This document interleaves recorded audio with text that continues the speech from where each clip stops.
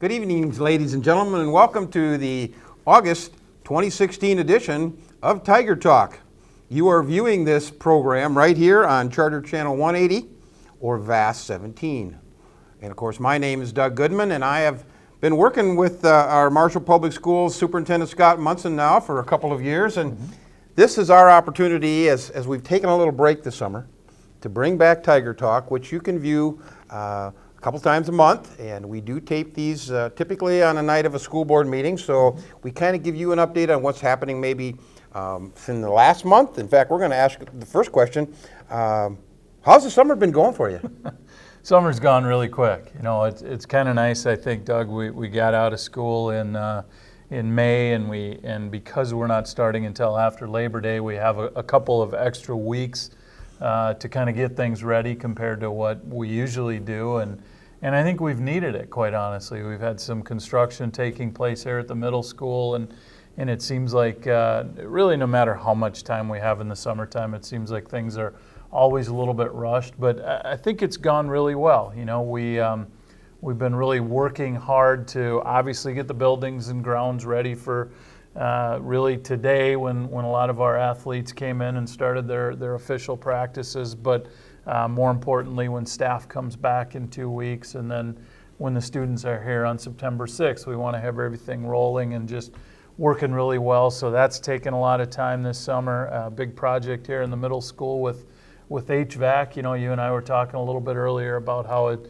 feels a lot cooler in here than it usually does, and that's important, I think, for our students and staff. We've done a lot of work to this building just with the heating, ventilating, and air conditioning to try to get some humidity control and have the ability to make sure there isn't too much wind or air going through classrooms, and just really improve the learning environment. So, you know, I think from a facilities perspective, things have gone really well. We've had a lot of turnover and changes in our staffing since April or May of last year, and all of our principals and district office staff have really been out trying to find great candidates for our positions, and I think we've done a nice job of that. We may have a few odds and ends positions to fill, but anytime we get to this point in August and we feel like we've got the majority of our open teaching and support staff positions filled, that's a good thing. So you know, our budget's been rolling. In fact, the auditors, I think, are in this week and starting their official let's look back at 2015-16, and that's a big step for us, because it really kind of verifies that everything we have built into the 16-17 budget is going to fall in place. Enrollment, you know, we've been watching that over the summer. Some of our buildings have ebbed and flowed. I think right now our projections are for a slight uptick in our enrollment next year, but one of our buildings has almost 40 more students than it had last year, and our buildings were full last year. So, you know, it's your original question was how are things going? They're going well. It seems like it's been a whirlwind summer. You get to that 4th of July and you kind of realize, okay, now we got to go, and all of a sudden it's August 15th and we're recording this. So it's good work that our folks have been doing. Yes, you said August 15th, which is just a pre-recorded show, and in 2 weeks our teacher workshops begin. You always give your state of the school address, and I'm sure you've been working on that maybe a little? Yeah, I opened the PowerPoint this morning and started on that. So there's you know, it's always an interesting process throughout the summer, especially when I'm fishing. Ironically, I tend to think a lot about, you know, the messages that we really want to emphasize to our staff, and kind of make note of those, and then all of a sudden about 3 days before staff come in here, I actually sit down and try to puzzle it all together and you know, piece it all together, and hopefully it'll turn out well. It will. Our staff are awesome, and I'm excited about getting people back in the buildings. It's been a busy summer, but it's also kind of empty when there aren't a lot of kids and staff around. Well, and of course August is that back to school shopping, getting your kids ready to go, and with that being said, I know technology, which we've talked about many times on these editions of Tiger Talk, online registration happened for the first time in the history of Marshall Public Schools. How's that going? I bet, is that kind of exciting? I really think it is exciting. It used to be when a family wanted to register one of their children, and a lot of times we did this every year, or especially if they were moving into a different building or whatever, there were 6 or 7 pages of information that they'd have to manually fill out, and how many times can you write your child's birth date on the same form? A lot of repetitive type things, and Tricia Stelter and our building administrative assistants have really put a lot of time and energy into working with our company that we have our student information system with to bring about this online registration. So now in about a 15-minute period, you can essentially do about an hour's worth of work from the old time when we used to have to write it out by hand. And kind of preliminary feedback is that it's gone really positive and that people really appreciate it. I think it's just another way of where we're trying to, keep up with technology. We're trying to do what we can to help our parents and our families so they don't have to do all those things and write all those things out multiple times. Really, when you type something out one time, it pre-populates all the other forms, and it's also a good way, I think, where everything now is online and families have access to, if they want to look at the bus rules, they can go and they can do that. We're just trying to make things more accessible and really improve our communications with all families. But I know Tricia was in earlier today and just really excited about how things have gone with the first 2 buildings, our online registration. And kudos to her and like I said, the building administrative assistants for getting all this in place and really making, I think, it easier for our families, which they're our customers, so anything we can do for them is definitely a step in the right direction. Sounds great. And as our viewers are watching this in their homes or wherever, you can go to the school district website, and that is www.marshall.k12.mn.us. Yep. And we'll have Alex maybe run that across the bottom of the screen a couple times so that if you're watching this and maybe you haven't got it done yet, but you got about 2.5 weeks to get it done. And then if you do have any questions about that, or maybe you have some trouble finding it or have questions about a specific question or what you need to do, of course, you can always call right here to the office, which at the middle school, which is 537-6924. Yep. Correct? 6924. Yep. Okay, and related to that, we talked a little bit about, people, for the most part now in the last 5 years, have received the technology or have access to doing that online. And related to that technology, we know that for the last 3 to 4 years that computer technology has now impacted every school student. Every student now is going to have a device starting this fall. Yep. From kindergarten through 12th grade? Absolutely. Yeah. Wow. We're really, and we've even figured out ways to utilize primarily iPads, but utilize technology with our early childhood students as well. But every student in kindergarten through 12th grade this year, for the first time, as part of a 3-year transition process, will have access to their own device, either one that they take home with them or one that's left in the classroom that's theirs to use. And I was visiting with Todd Pickthorne, our technology director, the other day, and for us, that's going to mean well over 2,500 student devices that are checked out this year, and batteries charged and everything working well. And so when we talk about work that's happening in the summer, you think about our technology staff, and we have 3 who work throughout the summer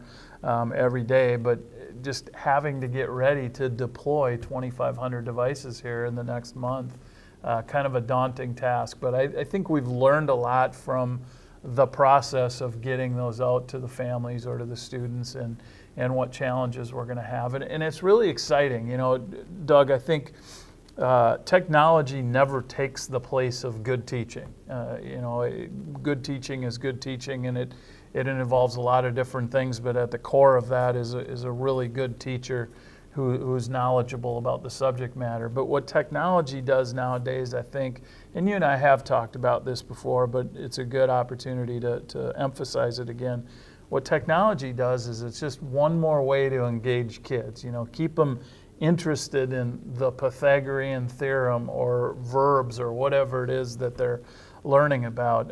And I'm not saying those aren't exciting topics, because you and I would have been enthralled by them in school, but it just really keeps kids engaged. And I think the other thing, and we see it all around us, our students, a lot of them have cell phones, a lot of them play video games. They're much more visually intrigued by things, and that's kind of the world they grow up in. So anything that we can do to sort of parallel what they experience in their real lives, I think, and AKA give them a device to use and help keep them engaged, I think is going to be really helpful for them.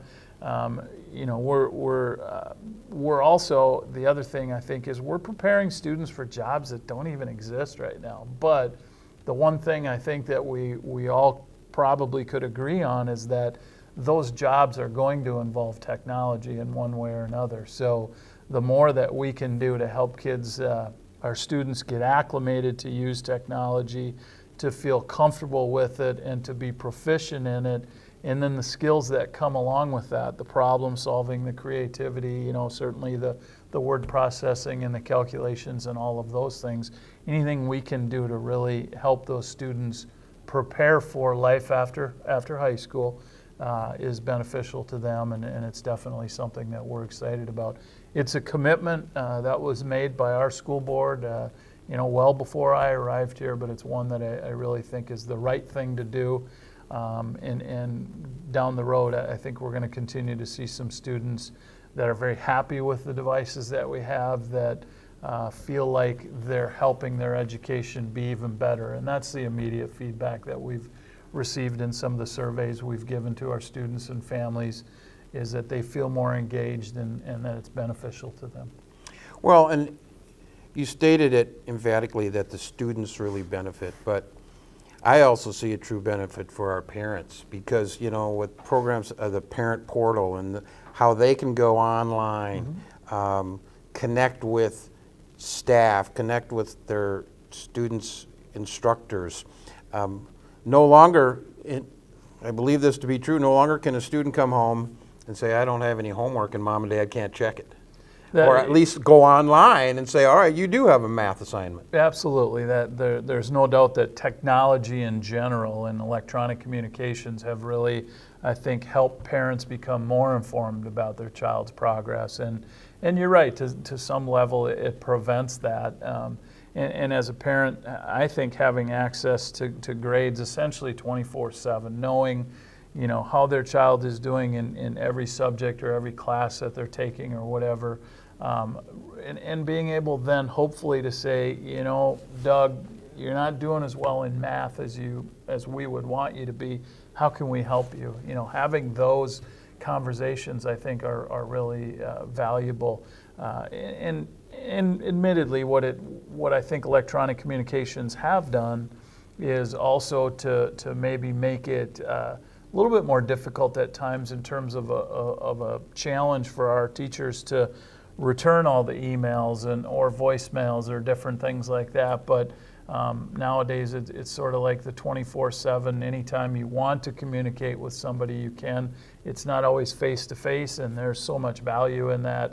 We don't ever want to get rid of parent-teacher conferences, and we still want to encourage people to go to parent-teacher conferences, because those are times for extended conversations, just like the open houses that we have at the start of the year, and any family engagement opportunities. Those are really important, but I think the electronic world, if you will, has just really helped us come together a little bit better and create better opportunities for back and forth dialogue, and just really help parents become more engaged in their child's education, and that's really important. That's the goal. We say we're number two in a kid's life, and obviously the parents are number one, and in terms of the education part of it, we need parents to be active partners with us if we're going to continue to help educate kids to their fullest potential.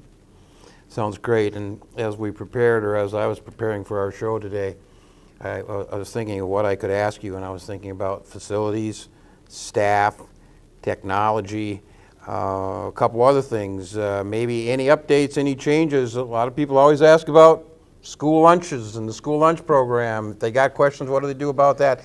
And then I'll pigtail that with, and then extracurricular activities. That's another big thing you mentioned already.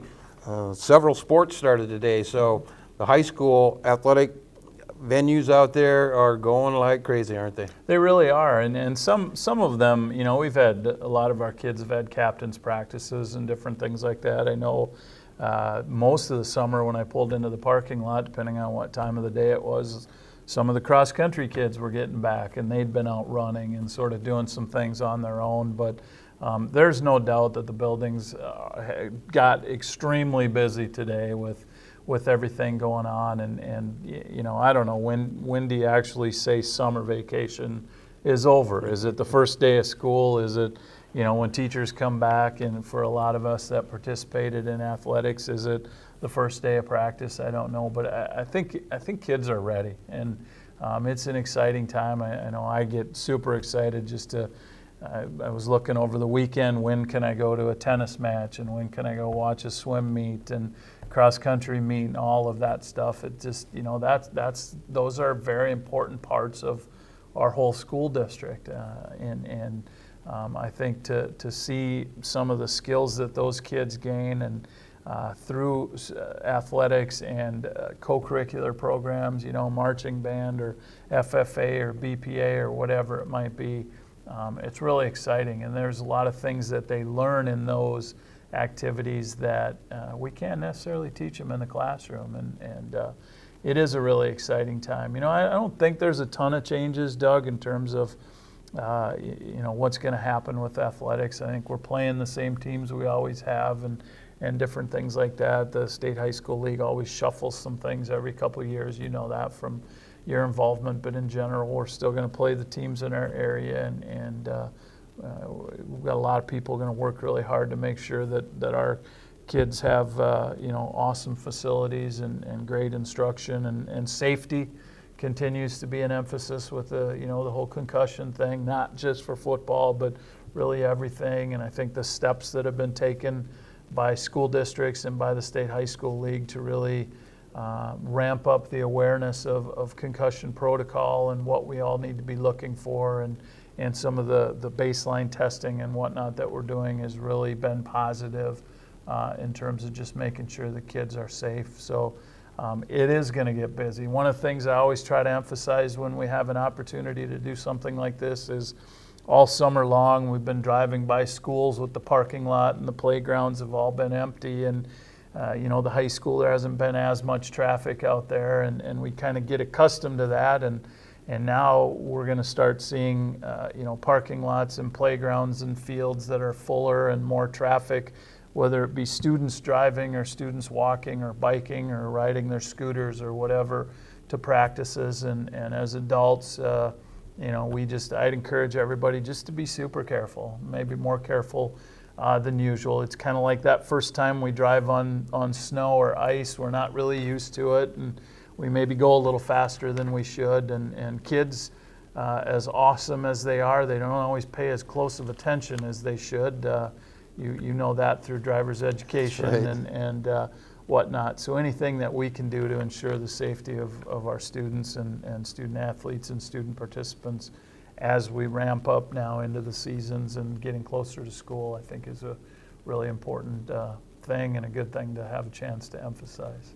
Things are falling into place. They are. They always do. You know, we as much as we rush to get ready for everything, in reality, kids are going to show up on September 6th whether we're ready or not. So we're going to be ready. Our buildings are going to be ready. We're going to have folks there excited to work with our kids. You know, all of the 2,500 plus laptops or iPads are going to be ready to go, and knock on wood, hopefully they'll all work. It's, you know, hopefully the weather will cooperate. We're a little bit late this year compared to the previous 6 when we've been starting in mid-August as a part of the flexible learning year. So we hope that we have a cool September and don't have to deal with, you know, 95, 100 degree temperatures, but we don't have any control over that. So we're just going to take a look at the things that we do have control over, and I really think it's going to be a good school year, and excited about getting it kicked off on a positive note. Sounds great. Maybe for those new families that are just relocated to Marshall, just moving in, starting to figure out what school to go to. Any advice there? Maybe they're watching right now. I mean, obviously they can go online, but if they have questions about the school lunch program or enrolling their new students, any thoughts there, or suggestions or recommendations? Well, I think first and foremost, and hopefully again Alex can pop up the website address. You know, anybody that has access to our school district website, which is www.marshall.k12.mn.us. There's a lot of information on there. We've really, I think, tried to make it all inclusive and put as many things on there: food service, athletics, different handbooks, you know, just a variety of different pieces of information. So that's always a good starting point. If there's something that a family can't find, they certainly could call the district office here at 537-6924, and we can direct them wherever they need to go.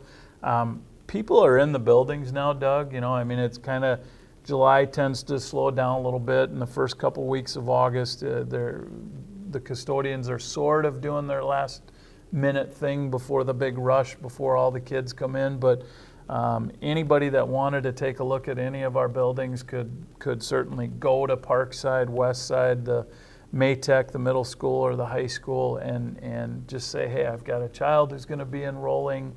Can I just walk around? Would somebody show me around? What do I need to know?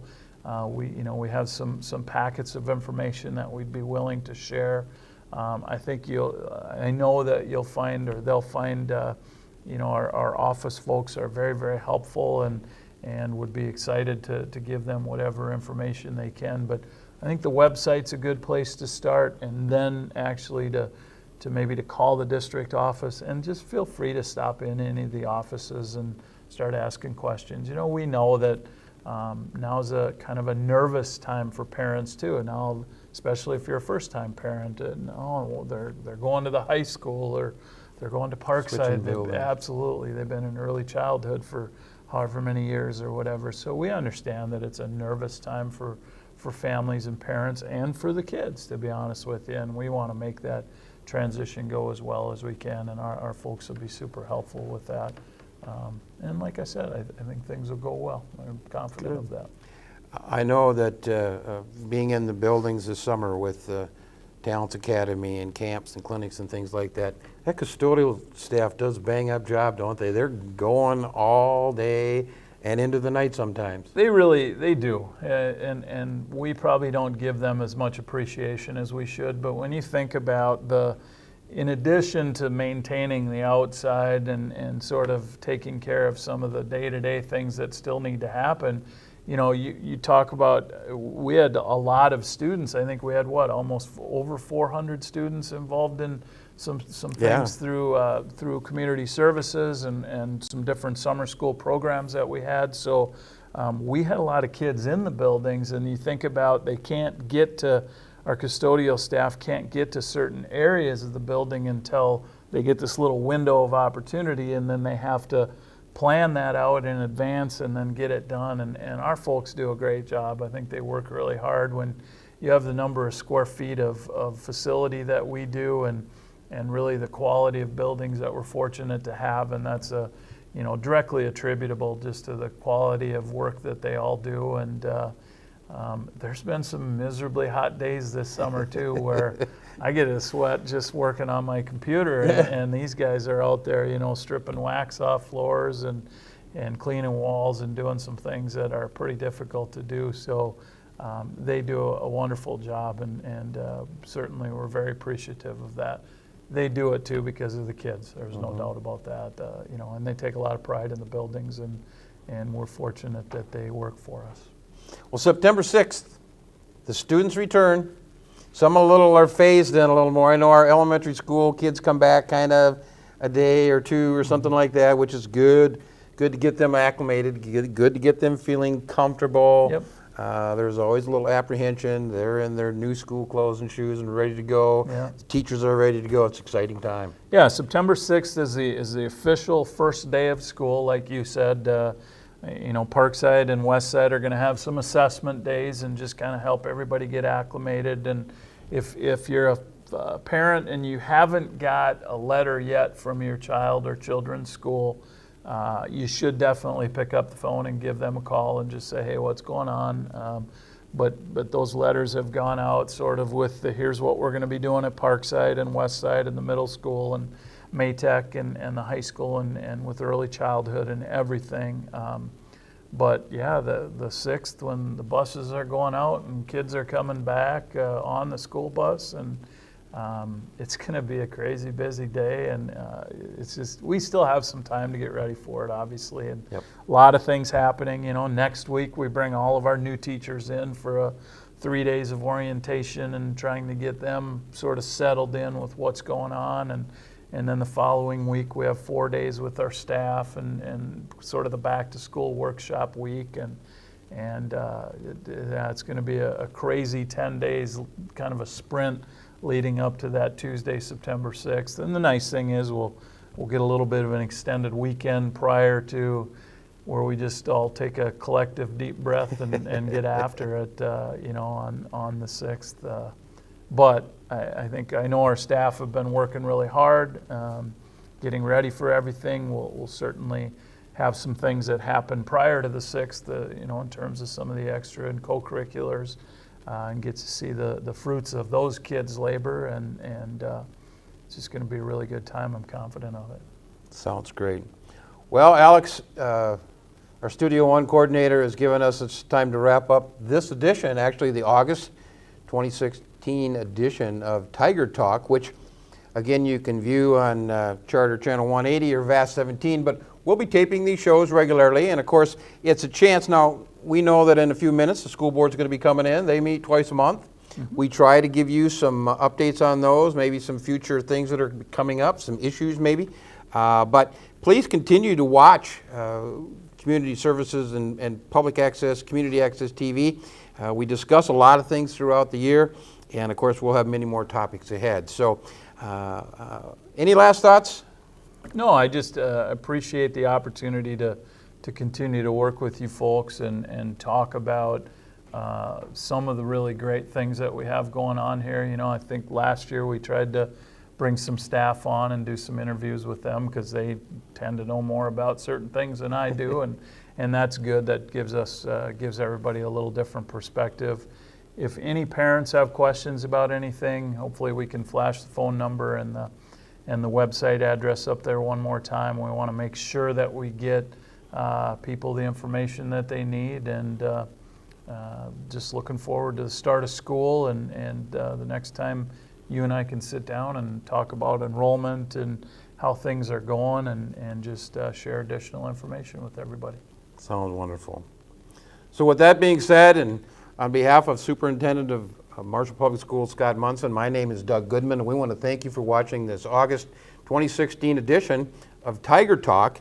And again, we encourage you to continue to watch for new episodes of Tiger Talk throughout the school year. Want to wish everybody the best these last 2 weeks of vacation, and get ready for school district kickoff on September 6th. And we're looking forward to welcoming the students back, the faculty, the staff. It's been a great summer.